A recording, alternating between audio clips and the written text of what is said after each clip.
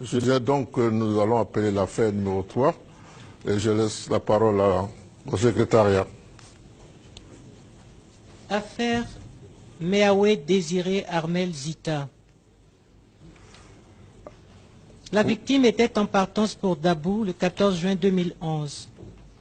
Elle avait en sa possession de l'argent reçu de son père spirituel et fut arrêtée par des hommes en treillis lors d'un contrôle au niveau du carrefour policier Banco. Elle a été violée et dépossédée de son argent par l'un d'entre eux. Un garçon est né de ce viol. Madame, vous êtes mariée depuis? Non, je ne suis pas mariée. On vous écoute, je vous écoute. Je suis mademoiselle Meawe Désiré Armel Zita.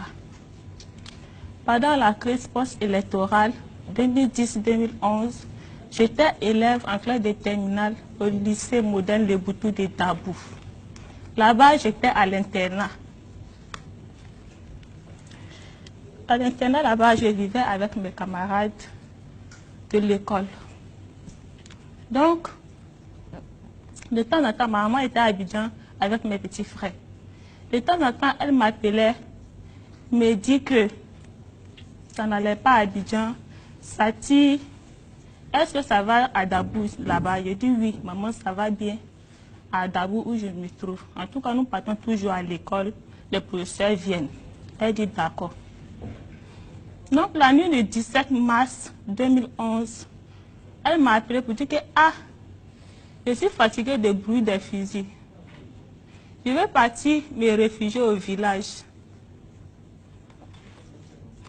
Parce que si je reste là, toujours en train d'écouter ces bruits-là, je risque de piquer une crise. Là, je lui ai demandé, mais maman, tu veux partir où? Elle m'a répété encore au village. Elle dit, mais tu vas au village, tu me laisses avec qui? À Dabou ici. Et si tout le pays était en guerre, où j'allais partir? À qui j'allais ressembler? Soit tu viens.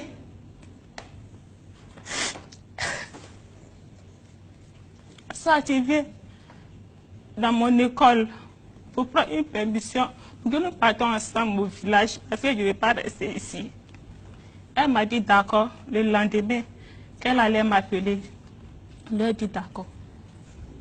Donc le lendemain, le 18, quand elle m'appelait, elle était à Dabou avec mes petits frères.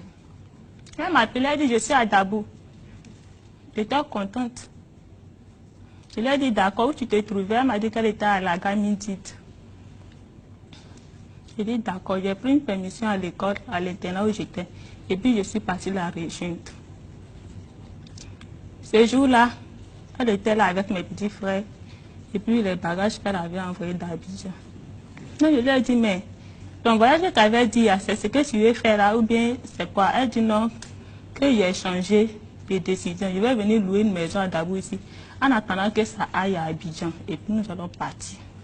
Je lui ai dit d'accord. Donc comme ça, quand elle m'a dit ça, il a dit que moi je vais retourner à l'internat parce que je dois prendre le déjeuner là-bas avec mes camarades. Elle m'a dit d'accord. Je vais partir chercher une maison. Il a dit qu'il est laissé là à la gare là-bas. Il était content de voir mes petits frères. Et puis je suis retournée à l'internat. La nuit du 19, notre proviseur, Madame Salé, elle est venue à l'internat là-bas, nous dit qu'il y avait la guerre. Elle allait nous libérer. Parce qu'elle ne peut pas prendre la décision de garder les enfants des gens. Donc, elle va nous libérer en partie. Elle ne peut pas prendre ce risque-là.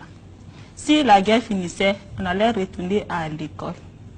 Ce jour-là, mes camarades de l'internat et moi, on était vraiment tristes d'entendre cette nouvelle.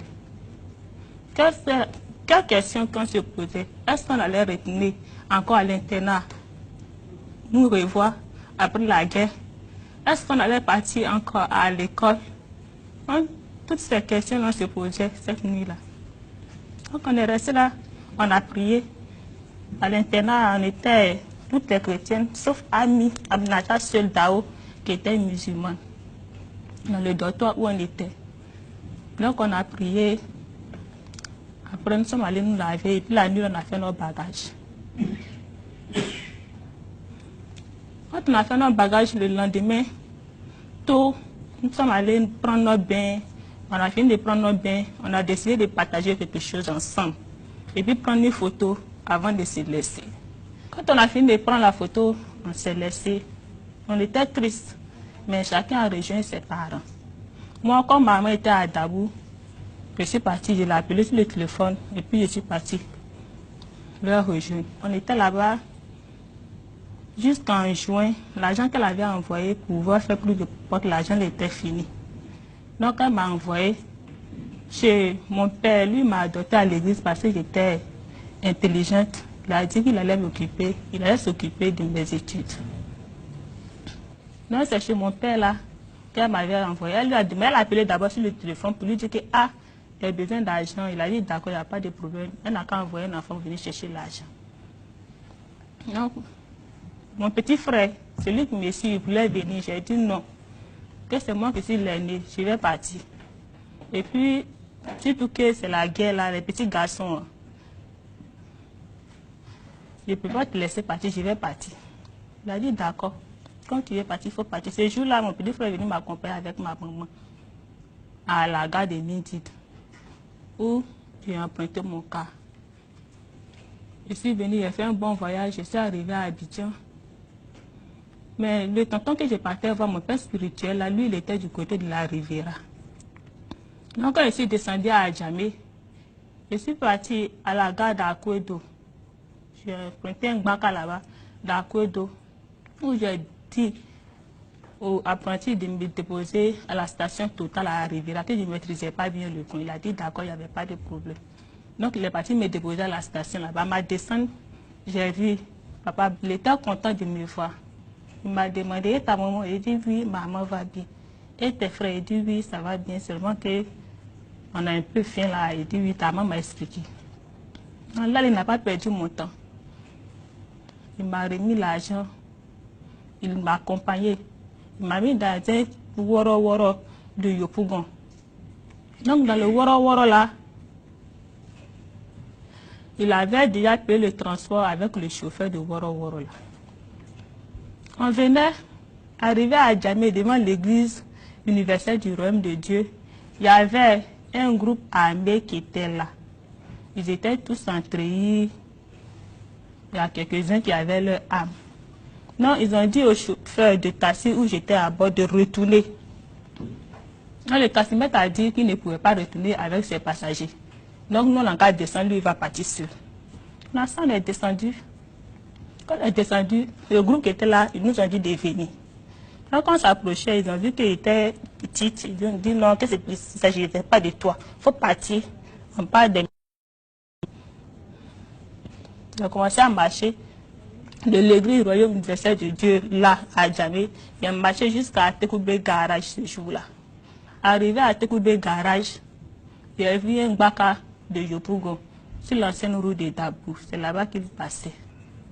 Donc quand j'ai vu le baka, il était content, il dit enfin, je vais partir rejoindre ma maman. Je suis monté dans le baka là. Après le feu Banco, carrefour policier, c'est là que j'ai aperçu ce groupe-là. Ils ont arrêté le baka que j'étais dedans. Ils ont dit au chauffeur du baka de s'arrêter. Lui aussi s'est arrêté. Ils sont montés, ils ont demandé les pièces. Moi, je n'avais pas de pièces. J'avais que ma carte scolaire. J'ai présenté la carte scolaire. Il m'a dit que c'est quoi ça là? Hein? Vous les élèves, vous avez foutaise. Il faut descendre de baka. Je suis descendu. Il m'a dit de partir m'arrêter là-bas. J'ai traversé ça, il m'a arrêté de l'autre côté là-bas, où il y a les poteaux. Et ça, il m'a arrêté là-bas. De midi, il m'a fait descendre à midi. De midi là, jusqu'à 16h30, je ne pouvais plus tenir. Quand je marchais, il me dit de me lever. Je me lève, je m'arrête, je ne pouvais plus m'arrêter. Donc, quand il donne d'eau, il contrôle les voitures là-bas, je m'assois. Jusqu'à 17h30, quand ils étaient prêts à partir, les gens en question qui m'avaient fait descendre de la voiture, il m'a dit de m'arrêter là. Quand ses camarades partaient, ils l'ont appelé.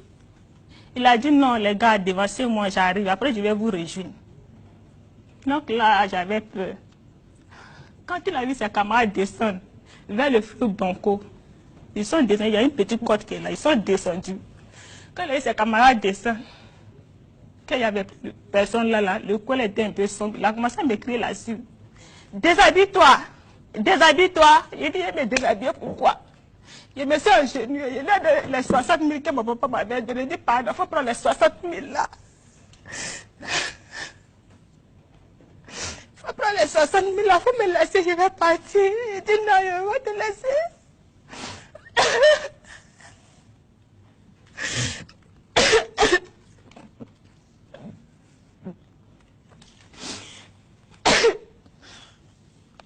Il a dit, non, je ne peux pas te laisser. Il faut te déshabiller. Te déshabiller, puis tu me racontes quoi? Il dit, d'accord. Il a fait semblant de me déshabiller. Il voulait fuir. Il m'a attrapé. Il a commencé à me gifler. Et là, il m'a jeté dans les herbes là. Il m'a violé ce jour-là. Quand il avait fini de me violer, en plus les 60 000 qu'il avait proposé, qu'il avait refusé, il a pris les 60 000 là et puis il partait. Quand il partait, il était un peu faible là. Il pensait qu'il allait laisser l'argent. Je me lève, l'argent n'était plus là. Donc il a commencé à le maudire. Il a dit, misérable, sois maudit. Tu ne vas jamais connaître l'argent dans ta vie.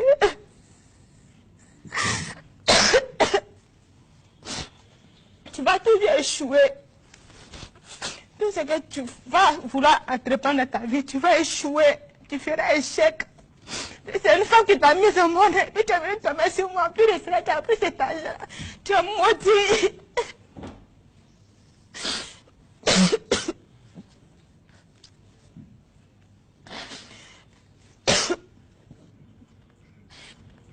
Quand je me suis relevée et que j'avais un peu la force, je me suis habillée. Et puis j'ai commencé à descendre vers le quartier Banco 1. Parce que c'est là-bas que j'habitais avant de partir à Dabou. Quand j'étais encore au lycée Sainte-Ruth. Donc quand j'ai pris la route de Banco là, arrivé dans le quartier était vide. Donc j'avançais seulement. Il y a une poubelle là-bas. Quand je m'avançais vers la poubelle, il y a une maman du quartier qui avait fréquenté avec sa fille. On a fait l'école primaire ensemble. Donc la dame là, c'est elle qui m'a vu ce jour-là. Elle dit, ah, toi tu fais quoi ici? Mais pourquoi tu es bizarre comme ça? Et c'est la question qu'elle me posait. Je lui ai dit non, que maman m'avait envoyé prendre de l'argent avec mon papa. Non, ils sont tombés sur moi, ils ont pris cet argent. Elle dit, ils sont tombés seulement sur toi. Elle dit, ils sont tombés sur moi. Elle dit, d'accord. Mais ta maman est où? Je lui ai dit que maman était à Dabou. Elle dit, à Dabou, mais me dit oui. Elle dit, d'accord. Mais il s'est fait temps, il ne peut pas te laisser partir. Je vais t'envoyer à la maison, tu vas passer la nuit là-bas. Et puis demain matin, je vais te donner ton transport. Et puis je vais t'accompagner. Demain dans le bac, et puis tu vas partir. Donc j'étais contente. Le lendemain matin, elle m'a mis dans le bac. Puis je suis partie, elle m'a donné une somme de 1000 francs. Je suis allée descendre à la gare midi de Djopougon. Je suis montée dans mon car, puis je suis partie à Dabou. Arrivée à Dabou, j'ai vu maman, vraiment, elle s'inquiétait. Elle m'a dit, mais où tu étais passée? Et là, je lui ai dit que, ah, là que je suis partie pour l'argent, ils m'ont arraché. C'est à cause de ça que tu ne m'as pas vu ici hier. Elle dit, c'est l'argent qui t'ont arraché. Elle dit, elle dit, si c'est l'argent, il faut laisser. Ils n'ont qu'à partir. Le jour, elle n'est pas dit à maman qu'on m'avait violée. Parce que si elle lui disait qu'on m'avait violée, elle allait pleurer ce jour-là. Depuis toute petite, quand on me frappait, maman pleurait. Donc ce jour-là, je ne voulais pas lui faire mal. Elle m'a dit, d'accord, on n'a qu'à partir à la maison. On est parti arriver à la maison. Mes petits frères m'ont vu. Je lui ai expliqué que l'argent était perdu. On est resté là jusqu'en fin juin. Puis, Ils sont venus à Abidjan. Moi, j'étais à Dabou là-bas. Elle m'avait trouvé une tutrice. J'étais là-bas. Mais ce qui m'était arrivé là, franchement, je ne bossais plus. Je ne bossais plus. Quand je suis là, que je prends papier, il y a un esprit qui me vient en tête. Mais tu vas faire quoi avec papier encore? Toi qui ont violé, tu vas faire quoi? Tu vas faire quoi avec papier encore? Quand je ne bossais plus. J'étais là, au bac, j'ai échoué. Et puis moi-même, je savais que ça allait échouer parce que je n'ai pas préparé le bac après ce viol-là. Je n'ai pas bossé. Et ça m'a fait mal encore. Qu'est-ce que j'allais faire? Rien. Je suis venue après le bac, j'ai pris mes bagages, je suis retournée à Abidjan. Après 3 mois de viol là, j'ai tombé malade, je vomissais. Puisque maman était infirmière, je m'a regardé et dit, mais tu es pâle, mais pourquoi ton visage est blanc comme ça? Et puis tu vomis. Tu as quoi? J'ai dit non, que je n'ai rien, que c'était le palu. Elle dit non, viens. Je suis venue, elle dit, dis-moi la vérité, tu as quoi? J'ai dit, maman, rien. Parce que je ne savais pas qu'elle était enceinte. Quand mes jours de menstrues arrivent, mes menstrues ne venaient pas bien. Ça venait un peu et puis ça se coupe. Moi, tout cela, je n'ai pas regardé. Donc, comme ça, elle est partie prendre un test de grossesse. Elle m'a dit, va pisser. Je suis allée pisser, elle a fait un test de grossesse là. Quand elle a fait le test a montré positif que j'étais enceinte. Elle m'a dit, mais tu es enceinte? Qui t'a enceinte? Quand elle m'a dit que je ne pouvais plus parler, je me suis mise à pleurer encore. Elle a dit, ah, j'ai payé ton école jusqu'à là.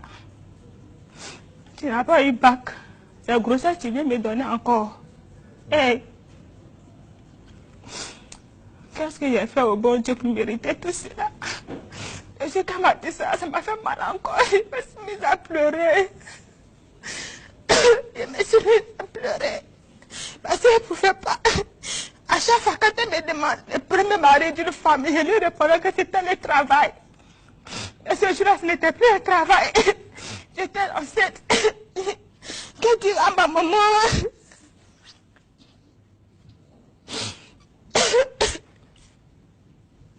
Et moi, maintenant que je suis enceinte, moi, je veux faire un avortement. Elle dit non. Tu ne vas pas avorter. Cet enfant-là, tu vas garder. Dieu sait pourquoi il t'a donné. Dieu sait pourquoi il t'a mis, tu es enceinte. Non, je ne peux pas faire un avortement. Je suis chrétienne. Si je fais ça, c'est d'être contre la volonté de Dieu. Tu vas garder cet enfant. Quand elle m'a dit ça, ça m'a fait mal encore. Parce que, enfant qu'il y a eu dans les yeux, je vais garder ça encore. Je vais partir avec ça où?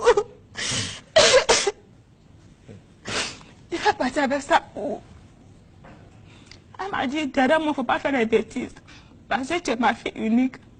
Si tu meurs, c'est pas bon. Non, il faut garder cet enfant-là. Tu as compris? Mais elle a dit, oui, maman. Maman, quand elle m'a dit ça, je n'étais pas satisfaite. Il y avait un camarade du quartier qui venait dire, ah, toi là, dès que tu es enceinte, hein, on va t'envoyer des médicaments. On va t'envoyer des médicaments pour que tu puisses avorter. Quand elle me disait ça, j'avais peur. Parce que ça fait l'avortement où il y a mort dedans là. J'avais peur, je n'étais pas convaincue. Je lui disais que non, que ça va. Tout ce que Dieu fait est bon.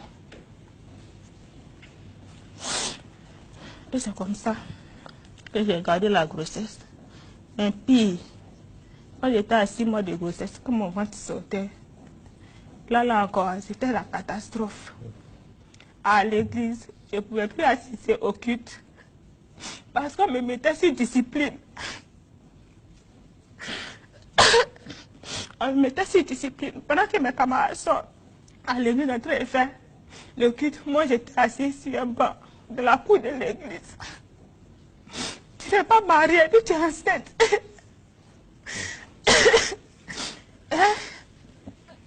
Donc je ne faisais plus le culte à l'église. Au moins 4 dimanches, ça se répétait. Moi, je ne pouvais plus partir. J'ai dit que je vais rester à la maison. Quand maman me dit alors à l'église, non maman, avec l'humiliation là, il va partir. C'est pour te faire mal encore, je ne vais plus à l'église. Et c'est comme ça que j'ai resté à la maison. Au quartier encore, c'était pire. Toi, ta maman disait que tu allais devenir ministre ici. Tu n'es plus devenu ministre. C'est enfant bâtard, tu as fait pour lui donner. Au quartier, les gens disaient ça. Il y a d'autres même qui me critiquaient, qui parlaient fort pour que je puisse entendre. Mais je faisais semblant de ne pas entendre. Pourtant, j'entendais bien. Je me faisais mal, mais je ne pouvais pas répondre. D'accord. On était là jusqu'à 10 mois. Je continuais à saigner toujours sur cette grossesse. De 1 mois de grossesse, toujours, quand le jour de mes menstrues arrive, le sang coule. Malgré que j'étais enceinte, moi-même, je ne croyais plus à ma vie encore. Je disais que pour moi, c'était fini. Je disais que c'était fini. Quand j'ai pris, c'est pour la vie de l'enfant que je portais dans mon ventre là, que je priais toujours. Je me disais que, mais est-ce que l'enfant va venir au monde sain? Parce que depuis le premier mois, je saignais jusqu'à aujourd'hui. Je saigne jusqu'à aujourd'hui.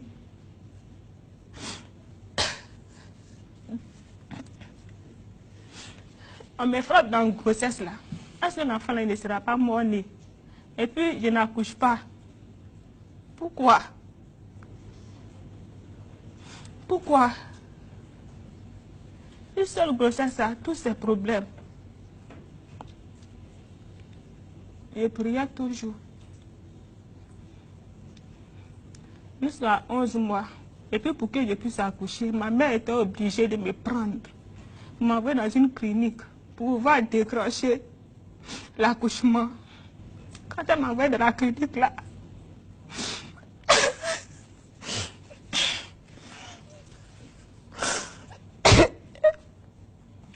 la sage-femme qui était là-bas, elle m'a dit, ma fille, il ne faut pas avoir peur.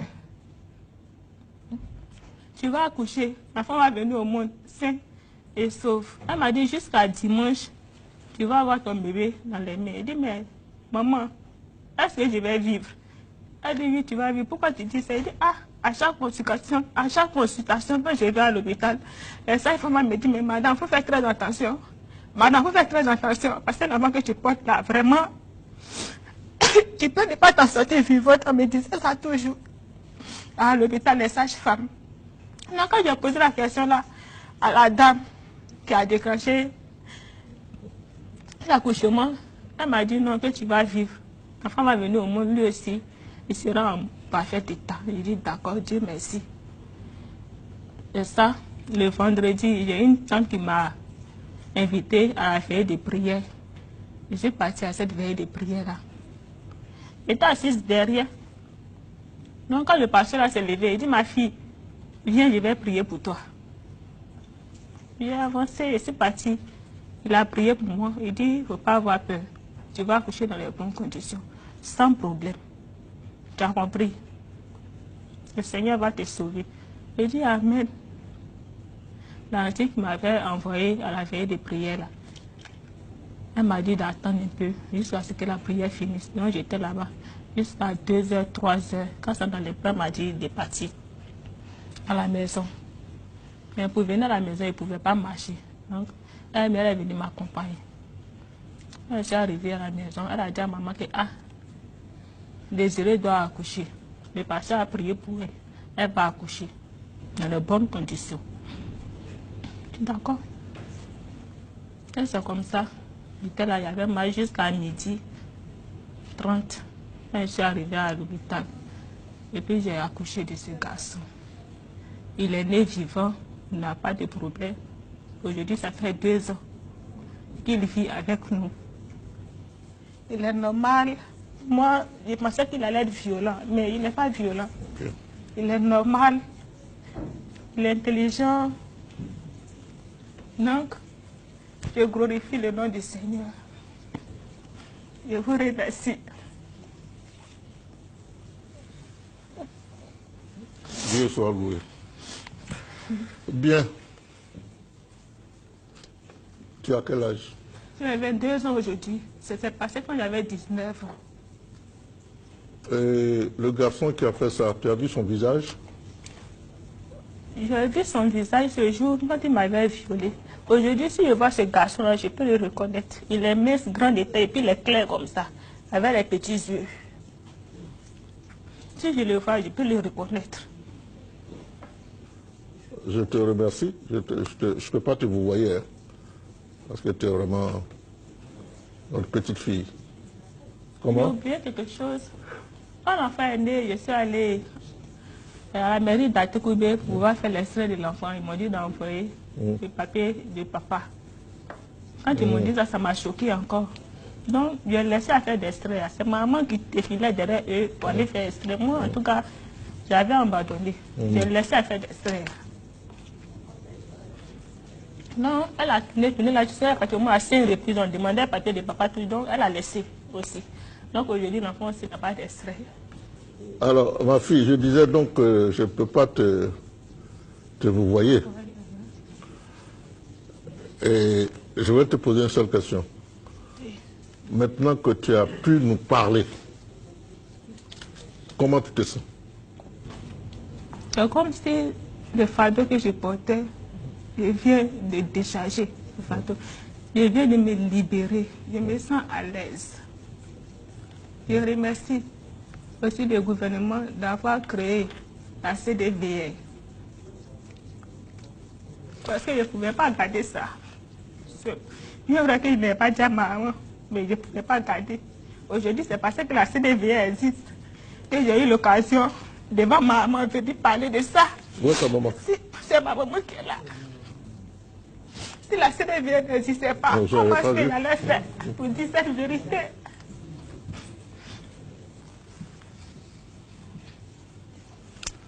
Madame, je trouve que votre fille a beaucoup de qualités. A beaucoup de qualités. Elle est courageuse, malgré son jeune âge. Elle essaie d'exprimer clairement, distinctement. Et devant vous. Devant vous.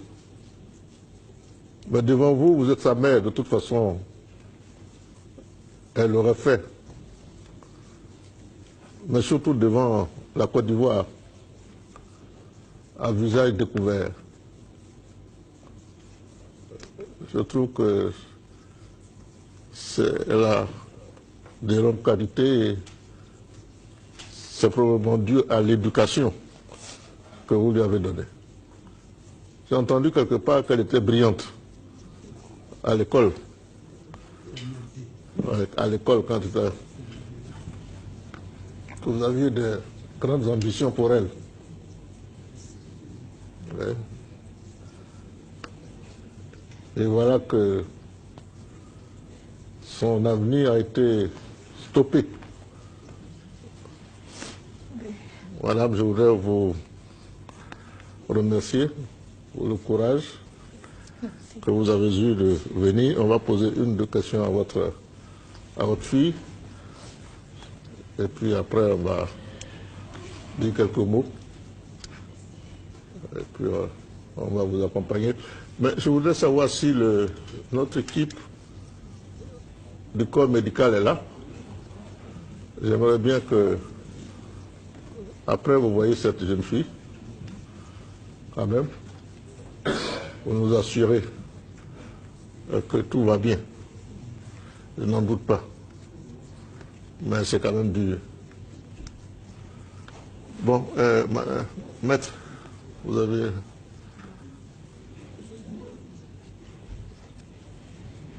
Oui, Monsieur le Président, c'était juste pour...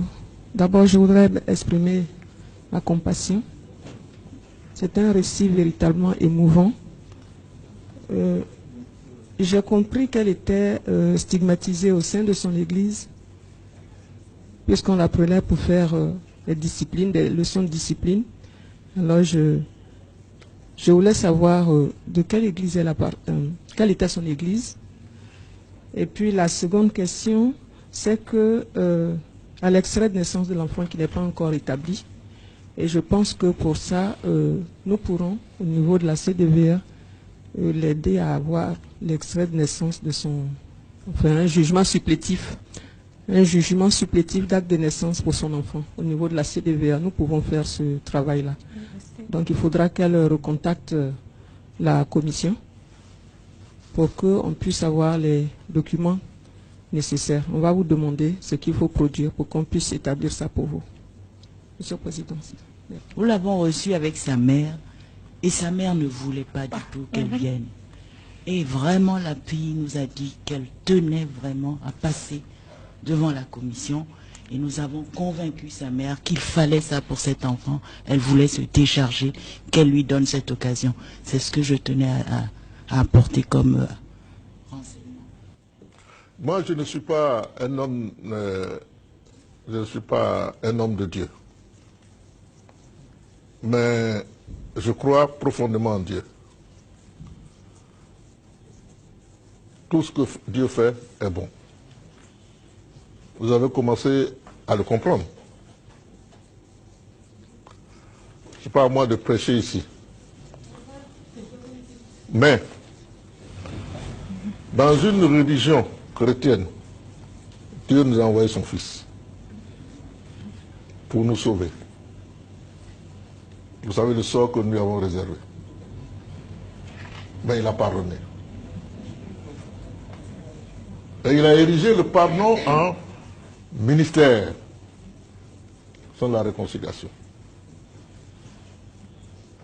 Il a commencé à faire son œuvre avec vous. Vous avez traversé votre chemin de croix. Au bout, un enfant est né. Un homme est né.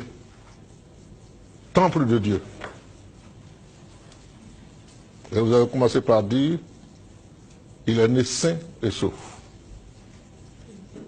Il est né vivant, sain et sauf et intelligent. Et vous avez dit, il n'est pas violent. Voilà l'enfant né de la violence qui n'est pas violent. Gloire à Dieu. Ma fille, tu es croyante, non? Oui. Pour le moment.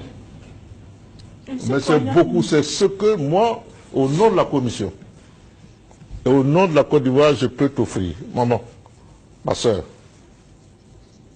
c'est ce que je peux vous offrir. Si ça peut vous donner la force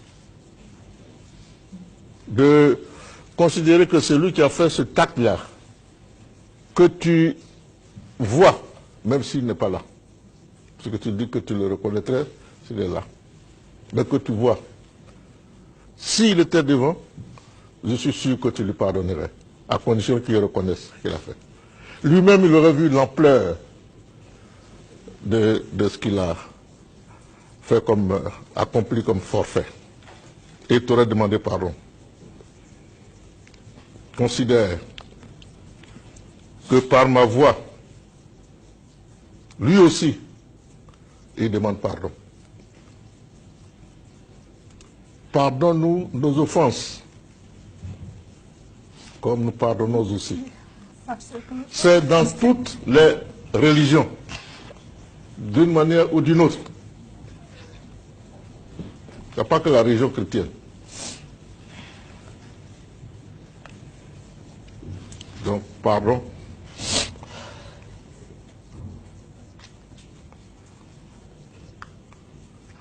Un enfant est né d'un acte violent, de violation. Mais un enfant est né. Il aurait pu naître extropié, mal formé. Il est né vigoureux, en bonne santé. Depuis 2 ans, il est intelligent, et il évolue normalement. La commission, la nation n'oubliera pas ça. Vous voyez, à commencer d'abord par lui donner une identité, car c'est une personne. Quand un individu naît, la première des choses, c'est de la mettre dans la communauté des humains, en lui donnant un nom, une filiation. Ça sera fait. Ça sera fait. Grâce au soutien des uns et des autres et de moi-même. Et le chef de l'État a promis que tous ces actes qui ont fait causer des victimes, ces victimes seront indemnisées. C'est ça le terme, non? Le terme n'est pas correct. Recevront réparation. Réparation. On verra sous quelle forme. Tu as dit quelque chose. Tu ne voulais pas parce que voilà que par cet acte, tu vas être responsable de la vie d'un être humain. Tu vas naître. Et c'est toi qui seras responsable de sa vie. C'est vrai. Considère-le comme un don de Dieu. Appelle-le Dieu donné.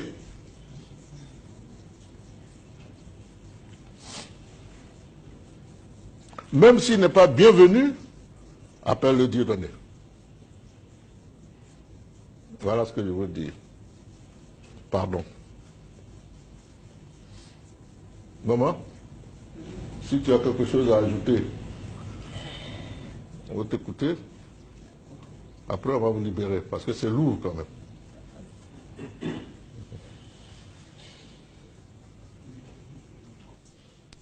Monsieur le Président, je vous remercie pour tout ce que vous avez dit. Particulièrement, je ne voudrais pas qu'elle vienne. J'ai dit de ne pas venir. Nous avons la croyance. Tout ce que Dieu fait est bon. Je ne suis jamais contre la volonté de Dieu. Comme tous les autres croyants. J'étais mécontent. Quand elle portait cette grossesse. Mais je ne n'y pouvais rien. Elle est unique fille parmi des garçons. Et toutefois qu'elle me disait que le premier mari d'une femme était son travail, je dépensais follement. Je dépensais follement sur cet enfant. À l'école, tout ce qu'on demandait, je payais le double. Pour ne pas du tout qu'elle va de gauche à droite. Elle m'a dit qu'elle allait se marier. Elle allait être fonctionnaire, avoir un mari, avant de faire un enfant. Mais quand je l'ai découvert avec cette grossesse, j'étais mécontente. J'étais mécontente. Et je me suis posé même une question en lui disant que comment je peux pardonner cela. Mais 1 mois, 2 mois, la grossesse augmentait au fur et à mesure, l'évolution. Donc, un moment venu, j'ai pardonné tout. J'ai accepté l'enfant, ma fille. Je faisais maintenant les échographies. Jusqu'à 11 mois, elle n'avait pas accouché. Que faire? Comment devenir étant une mère comme moi, unique fille parmi des garçons? J'étais obligée d'aller voir l'une de mes camarades. Elle était sage-femme. Je l'ai rencontrée au CHU. Elle m'a dit non. Au CHU, présentement, il n'y a pas assez de place ici. Donc, je ne sais pas d'abord que faire. Attendons. Je dis d'accord. Jusqu'à le soir, elle m'a reçu au C du CHU de Pougon. Elle a déclenché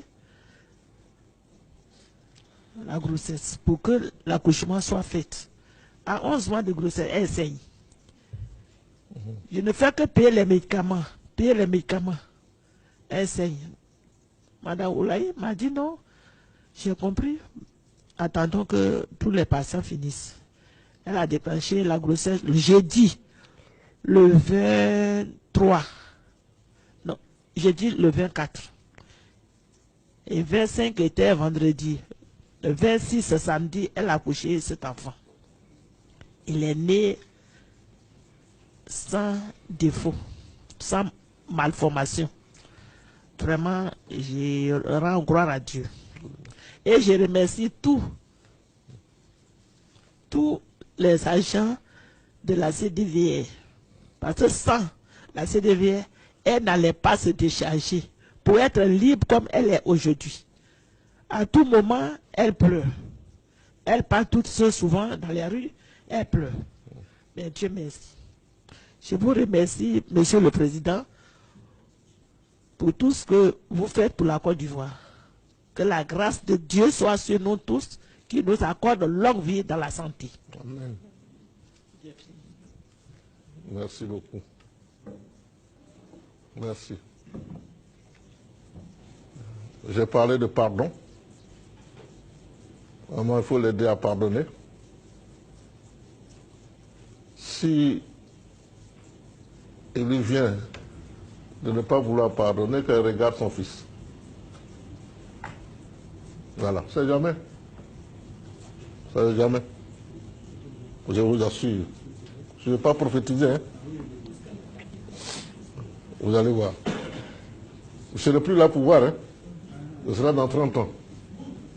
Mais comme a dit l'autre, je crois aux forces de l'esprit. Même quand je ne serai pas là, je serai là. Et Dieu donné sera là aussi. Tu as compris?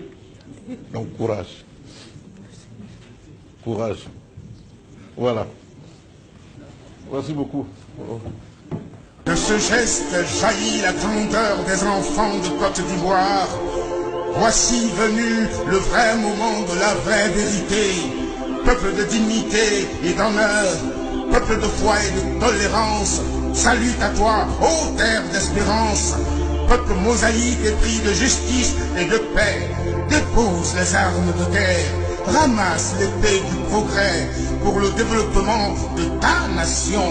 Dans l'unité, dans la discipline et le travail, ensemble, construisons notre destin.